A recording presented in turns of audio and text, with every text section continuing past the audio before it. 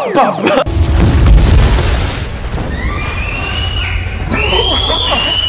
lab rats, it's Darrion of Lab Shenanigans and welcome back to my channel. If you haven't already, please subscribe and turn on the bell notification. So in a previous video where I cooked egg rolls, I briefly talked about MSG and Darrion Ninja commented that I should make a video on MSG. Well, guess what? I listen to the people. So in this video, I'm gonna give you guys 20 interesting facts about MSG. Cool? Alright?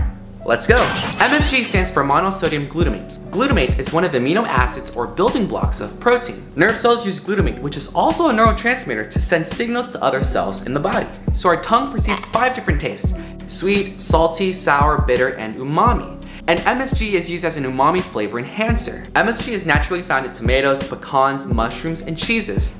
I hate that word so much. I hate organic and natural. MSG is present in human breast milk.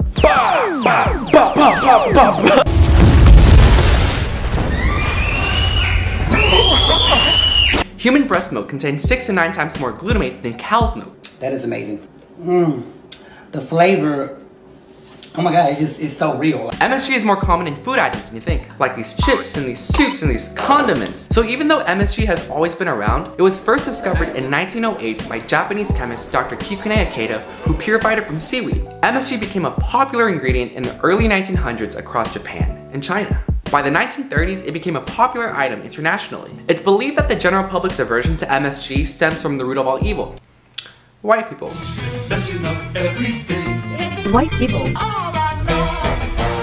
I'm kidding, racism. It stems from racism. MSG is negatively associated with Asian and Chinese foods, and it shouldn't be, even though there's like nothing inherently Asian about it. MSG started getting a bad reputation in the 1960s when the New England Journal of Medicine published a letter from a US doctor, Robert Ho Man Kwok. In this letter, he listed symptoms such as headaches, sweating, heart palpitations, chest pain, all attributed to the MSG in the food of Chinese restaurants. This doctor then referred to this set of symptoms as Chinese restaurant syndrome.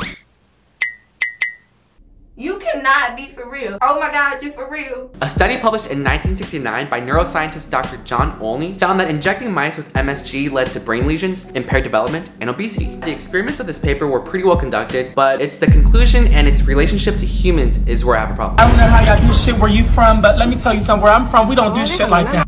In this study, the mice weren't fed with MSG. In fact, they were injected with a high concentrated amount of MSG. We, on the other hand, ingest MSG in small doses. This honestly isn't the best scientific approach if we're wanting to determine the effects of MSG. Many people claim to be sensitive to MSG, but studies where human subjects were fed with MSG have failed to consistently trigger reactions. Subsequent studies in the past 15 years have shown a relationship between MSG consumption and metabolic problems like type 2 diabetes and obesity. But these studies are still in the early stages, so take it with a grain of salt.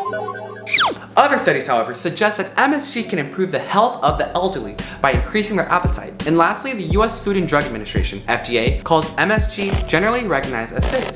In conclusion, MSG isn't that terrible. It's kind of like salt. Eating it in moderation is fine, but eating too much salt can lead to health problems like high blood pressure. Eating too much trans fat can increase your risk of type 2 diabetes. Taking too much can give you a prolapsed No, that's bad. I'm taking that out. No, give me that in. I'll keep it in. My point is, eating MSG is fine. Just don't go overboard. Don't drop my beef.